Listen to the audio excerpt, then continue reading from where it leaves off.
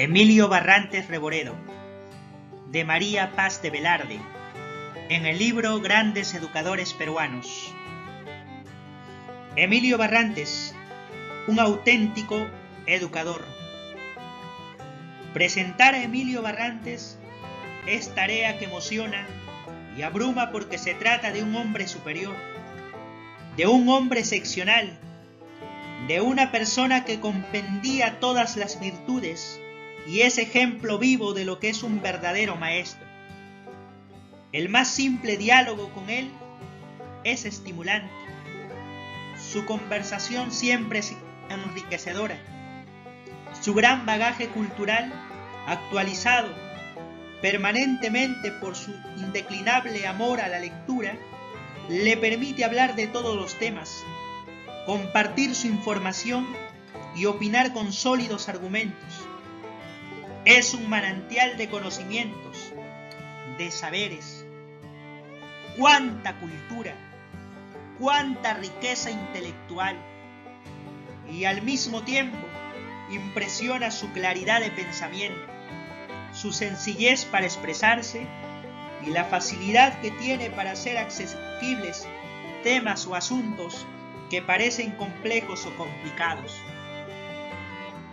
Emilio Barrantes es paradigma del auténtico maestro, del educador nato, con ideales y principios y una voluntad a toda prueba que a través de su trabajo y de sus obras se ha ganado el respeto, la admiración y la gratitud de sus alumnos, de sus colegas y de todos los que han tenido el privilegio de conocerlo.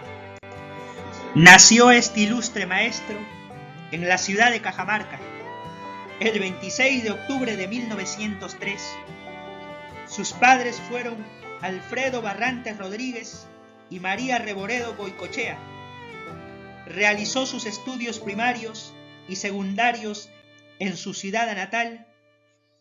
Desde el colegio se distinguía por ser alto y delgado, idealista e imaginativo, lector incansable, admirador fervoroso de las artes y las letras. Su carrera de maestro le inició propiamente cuando ingresó en la Escuela Normal de Varones en 1927. Esta institución era de mucho prestigio en esa época y la profesión de normalista una de las más elevadas en el país. Había sido fundada por el ministro del ramo, Jorge Polar, el 14 de mayo de 1905, y se confió su dirección al profesor belga Isidoro Poiri, traído especialmente para que iniciara en el Perú la formación de verdaderos educadores. Él estableció una nueva técnica de la enseñanza y se propuso formar líderes como tarea esencial. La escuela tenía el régimen de internado. Para el ingreso se exigía secundaria completa y 2/3 de notas sobresalientes, lo que aseguraba una verdadera selección de postulantes. De sus aulas habían salido brillantes promociones que contaban entre sus miembros a maestros de la talla de José Antonio Encinas, Luis Galván, Amador Merino Reina, César Oré, Humberto Luna, Benedicto Ceballos y Luis Bouroncle. En relación con el fundador de la escuela y la extraordinaria labor que cumplió al frente de ella, dice Encinas: en la historia de la educación del Perú, Poiri debe ser considerado como el verdadero creador de una nueva técnica de enseñanza. El estudiante normalista aprendió a ejercitar sus actividades y a poner en juego sus propias iniciativas. De su vida en la escuela normal, don Emilio guarda muy gratos recuerdos que los ha perennizado en 2 de sus libros: Vida en las aulas e Historia de la educación en el Perú. Textualmente nos dice: en cada una de las escuelas donde les tocó actuar, llevaron a cabo una verdadera reforma educativa. Eran poseedores de una nueva técnica y un nuevo espíritu. Quienes tuvieron la fortuna de ser sus alumnos conservaron un recuerdo gratísimo de su vida escolar. Cabe señalar, sin embargo, que este trabajo productivo fue posible porque en esa época los maestros encontraron un gran apoyo del Estado a la educación primaria, que consistía en la provisión gratuita de material de enseñanza variado, abundante y de buena calidad. Al año siguiente de su ingreso, la Escuela Normal se convirtió en Instituto Pedagógico Nacional, el cual con el paso de los años ha llegado a constituirse en la Universidad Nacional de Educación Enrique Guzmán y Valle. De la Escuela Normal queda, dice el maestro, sobre todo el ambiente benéfico, la integridad moral, el cumplimiento del deber y la capacidad de algunos profesores, la comunidad alegre, esperanzada e idealista de los jóvenes, la adaptación a la vida de internado, la oportunidad de leer muchos libros que antes no estuvieron a nuestro alcance y los primeros pasos por un camino que habíamos de recorrer. En 1930, Emilio Barrantes obtuvo el título de normalista de segundo grado. 3 años después, fue nombrado director del Centro Educativo número 484 de Palca, un pueblecito ubicado entre Tarma y Chanchamayo, donde permaneció 5 años. Durante este periodo contrajo matrimonio en Lima con Graciela Barrantes Ganosa. Tuvieron 2 hijos, Hugo y Emilio. Después fue profesor del Colegio Santa Isabel de Huancayo durante 3 años. Trasladado a Lima, posteriormente ejerció la docencia en el Colegio Alfonso Ugarte. Simultáneamente, siguió estudios en la sección pedagógica de la Facultad de Letras de la Universidad de San Marcos y obtuvo el grado académico de doctor en Pedagogía en 1946. En 1941, a propuesta del director general del Ministerio de Educación Pública, Alfonso Villanueva Pinillos, el profesor Barrantes fue designado jefe de la sección pedagógica de educación secundaria y se le encomendó la tarea de presidir la comisión de reforma de los planes y programas de enseñanza. Para tal efecto, pidió que los profesores de los colegios nacionales presentaran un anteproyecto de plan de estudios y del programa del curso que tenían a su cargo. El mejor anteproyecto del programa de castellano fue de José María Arguedas, profesor del Colegio José Mateo Pumacagua de Sicuani, y debido a ello solicitó que fuera destacado al ministerio. A partir de entonces, surgió entre ambos una sólida amistad.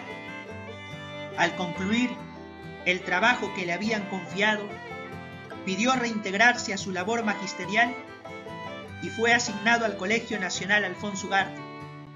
José María Arguedas también fue nombrado profesor de literatura en el mismo centro de estudios.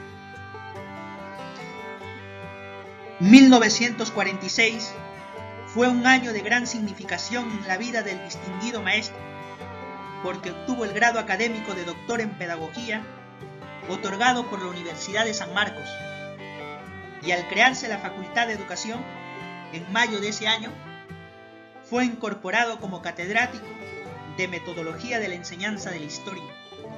Al mes siguiente, fue nombrado para desempeñar una cátedra más, la de Pedagogía General. Fue decano de la Facultad de Educación de la Universidad de San Marcos en 2 oportunidades, y durante esos periodos, la Casa de Estudio de San Marcos tuvo su época de oro, porque llegó a constituirse en la facultad modelo de toda la universidad, lo que fue reconocido por propios y extraños. Emilio Barrantes trabajó durante 22 años en la Universidad de San Marcos, dedicado exclusivamente a la educación. Al referirse a esta etapa de su vida dice: mi amor por la universidad, no creo que haya nada valioso a menos que lleve el amor por dentro.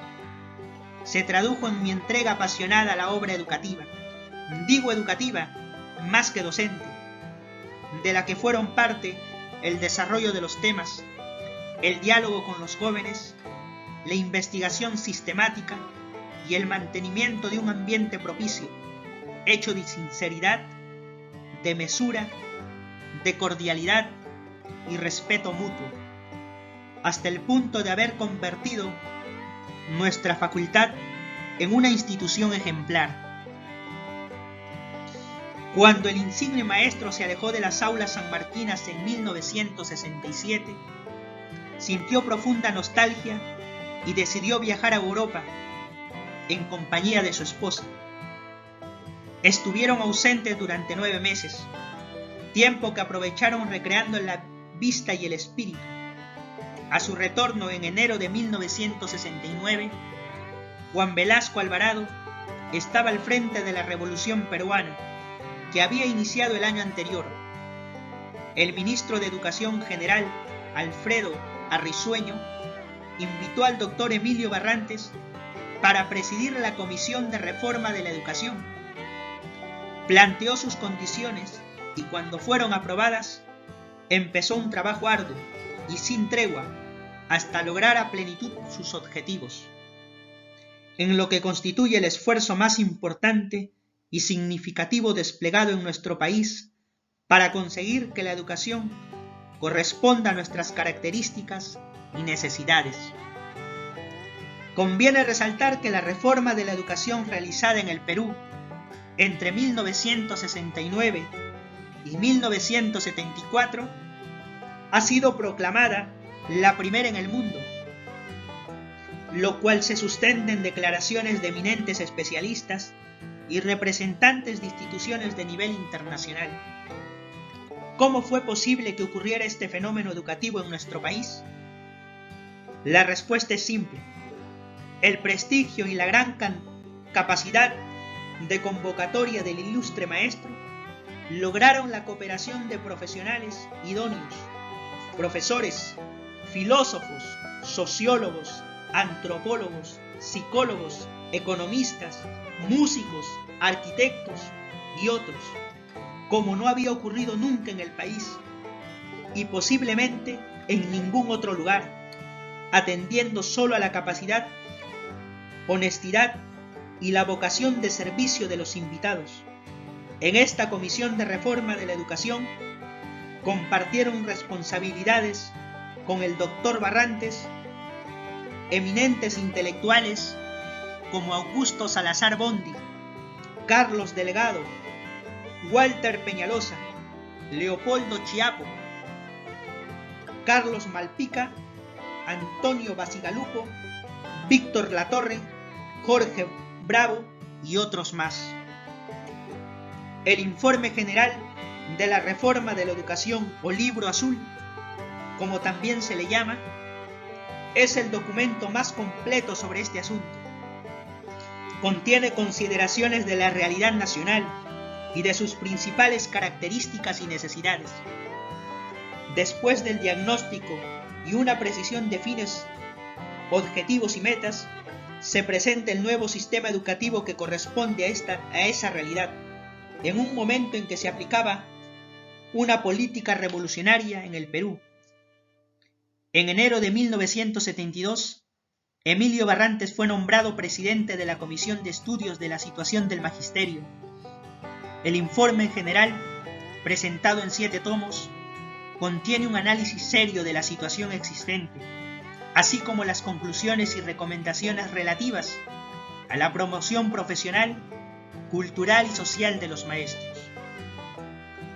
Poco tiempo después, en aplicación de la reforma, se creó la Junta Permanente de Coordinación Educativa, órgano encargado de promover la ejecución de acciones coordinadas con los diversos sectores de la actividad nacional, para unar esfuerzos en la aplicación de proyectos multisectoriales en beneficio de las grandes mayorías. Don Emilio fue nombrado presidente de la Junta y ejerció dicho cargo hasta 1975. En cuanto a la reforma en sí, cabe señalar que empezó a aplicarse a partir de la promulgación de la Ley General de Educación, del Decreto Ley número 1932-6 del 21 de marzo de 1972. Lamentablemente, se vio obstaculizada desde sus inicios.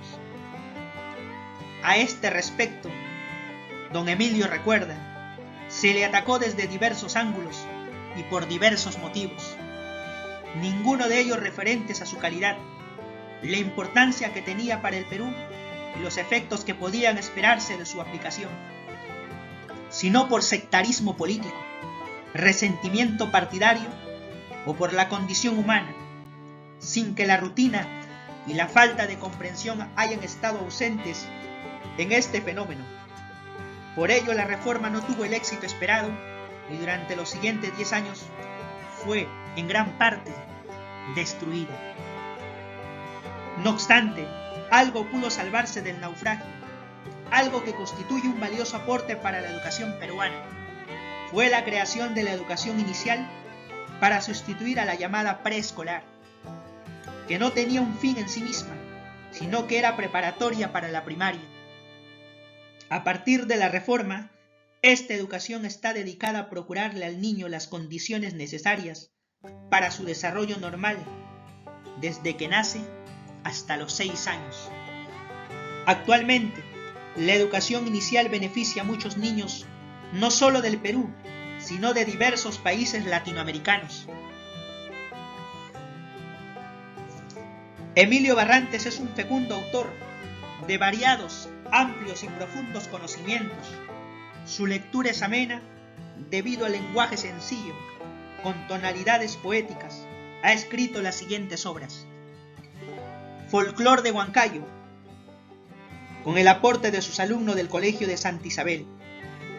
La enseñanza secundaria en el Perú y la educación nueva, relacionado con su tesis para obtener el grado de doctor en pedagogía. Comunidad, educación y reforma. Pedagogía general e introducción a la pedagogía para estudiantes y docentes interesados en un permanente afán de capacitación y perfeccionamiento profesionales. Vida en las aulas, de carácter autobiográfico. La escuela humana, como un sistema acorde en el ser y la comunidad en sus notas esenciales. El niño y nosotros.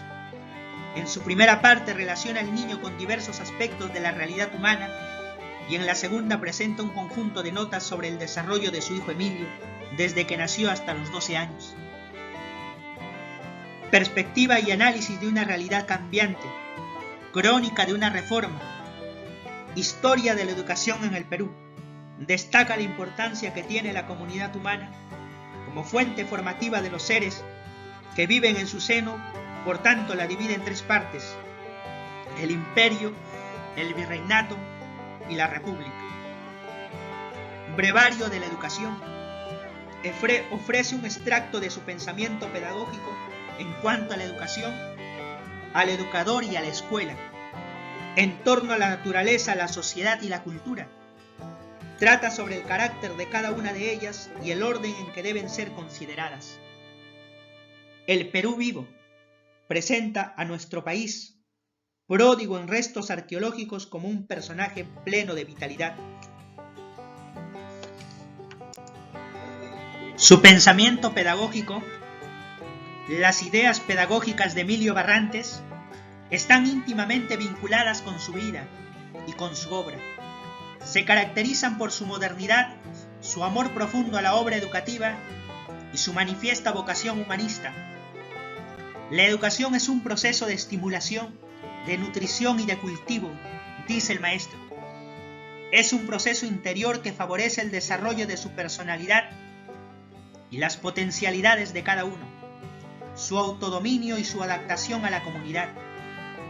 Actúa sobre lo íntimo del hombre, favorece en él la toma de conciencia y compromete su participación en la tarea común. La educación auténtica no pretende imponer una forma, sea cual fuere, sino favorecer el desarrollo del ser en su integridad con el mayor equilibrio posible. En un capítulo de su brevario de la educación señala: la educación es un proceso de humanización por excelencia. Entre profesores y alumnos se genera un vínculo de comunicación cordial para la comprensión, el estímulo y la mejora humana. Por eso, cuando nos habla de su filosofía de la escuela, sostiene que esta es la comunidad de maestros y alumnos que persigue el perfeccionamiento de sus miembros por medio de la actividad en un ambiente de comprensión y de amor. Se trata de un conjunto de seres en la plenitud de su vigor, los menos en el inicio de su existencia, los más, que conviven para el mayor beneficio de sí mismos, que es como decir de la comunidad. Comunidad de amor preferentemente, y por tanto, de lazos tan fuertes y virtud tan fecunda, que sólo puede superarla el hogar y compartir con ella, en el grado que corresponda a su autenticidad, el papel de salvador y mantenedor del tesoro espiritual que cada hombre trae consigo. Sabemos que es en la escuela donde los niños y los adolescentes adquieren conocimientos y hábitos útiles, cultivan sus actitudes, se adaptan a la sociedad y van poniendo las bases de lo que será en el futuro su oficio o su profesión. Asimismo, la escuela se encarga de conservar la tradición del grupo social, armonizándola con los adelantos científicos y tecnológicos de nuestra era, a fin de mantener actualizados a maestros y alumnos en las nuevas ideas, sucesos, invenciones, para que puedan desenvolverse satisfactoriamente en su comunidad.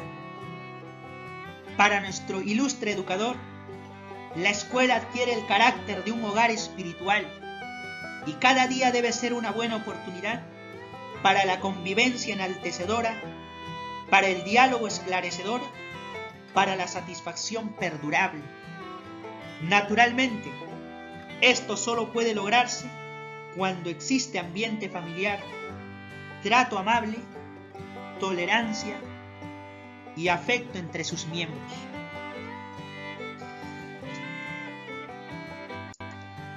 En lo que concierne al maestro cuya personalidad es decisiva en el proceso educativo, don Emilio, en su brevario a la educación, dice: si quiere educar debe ser ante todo un educador, y para que se pueda considerar como tal es indispensable que piense en los demás antes que en sí mismo, que encuentre su mayor satisfacción en ayudar y servir a sus semejantes, y que su propio perfeccionamiento se vierta en pensamientos y en obras que tengan que ver con el bien común.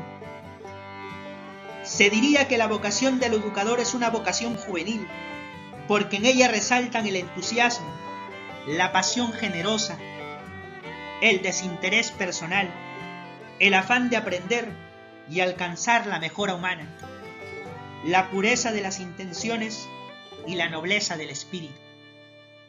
El trabajo del maestro exige un sentido social y al mismo tiempo una actitud favorable al rigor científico cuando se trata del conocimiento, que implica la eliminación de prejuicios, ideas anticipadas, opiniones propias o ajenas, simpatías y antipatías, en pos de la objetividad. También es exigible la honestidad intelectual. Hay que tener en cuenta los límites de la propia capacidad, el sentido del deber y la insatisfacción ante la tarea cumplida, siempre susceptible de perfeccionamiento. No hay que olvidar además que el papel del profesor es de orientación, ayuda, guía y estímulo para que el educador realice su labor merced al esfuerzo propio. Quien se dedica al estudio pedagógico debe tener en cuenta que la teoría y la práctica no coinciden siempre, que la realidad es variada y cambiante, que hay medios distintos y tiempos nuevos, y que no existe nada que sea lo suficientemente fuerte para detener el proceso de la evolución social. Finalizados los estudios, el nuevo profesional tendrá que habérselas con determinadas condiciones, algunas veces desagradables e imprevistas, a las que tendrá que hacer frente para conciliar lo ideal con lo real. Emilio Barrantes ha dedicado toda su vida a la educación, en los niveles primario, secundario y superior sucesivamente. También ha representado al Perú en importantes y diversos eventos internacionales sobre asuntos educativos, entre los cuales cabe citar el primer Congreso Mundial de la Profesión del Magisterio en Nueva York en 1946, en la Tercera Asamblea General de la Unión de Universidades de la América Latina en Buenos Aires en 1959, en la Asamblea Latinoamericana de Educación Argentina 1965, en el Seminario sobre Educación Primaria y Formación Magisterial en el área andina en Berlín en 1970. Prestigiosas instituciones de nuestro país han reconocido la extraordinaria labor del ilustre maestro, que dedicó su vida exclusivamente a la educación, que ejerció la docencia en la escuela primaria, en el colegio secundario, en la universidad, que cumplió funciones técnicas en el ministerio y en el decanato de la Facultad de Educación, destacándose por sus singulares cualidades de maestro y guía. Por su labor encomiable le otorgaron los siguientes galardones: medalla concedida por el Consejo Provisional de Huancayo en mérito a su labor educativa en 1941, medalla al mérito concedida por la promoción de alumnos de la Facultad de Educación de la Universidad Nacional Mayor de San Marcos en 1956, medalla concedida por la Federación Nacional de Trabajadores Municipales del Perú al declararlo obrero municipal honoris causa 1965, las palmas magisteriales de primera clase en 1965 y el Premio Nacional de Fomento a la Cultura y la medalla concedida por el Club de Cajamarca en 1978. Asimismo ha merecido también las distinciones de catedrático honorario de la Universidad de Lambayeque, de la Universidad Nacional de Ica, de la Universidad Nacional Mayor de San Marcos y miembro honorario de la Academia Ecuatoriana de la Educación y doctor honoris causa de la Universidad Nacional de Educación Enrique Guzmán y Valle y doctor honoris causa de la Universidad Inca Garcilaso de la Vega. Estas líneas son un modesto homenaje a un excelso maestro cuya trayectoria educativa es incomparable, porque hizo del amor, la verdad y la honradez la razón de ser de toda su vida.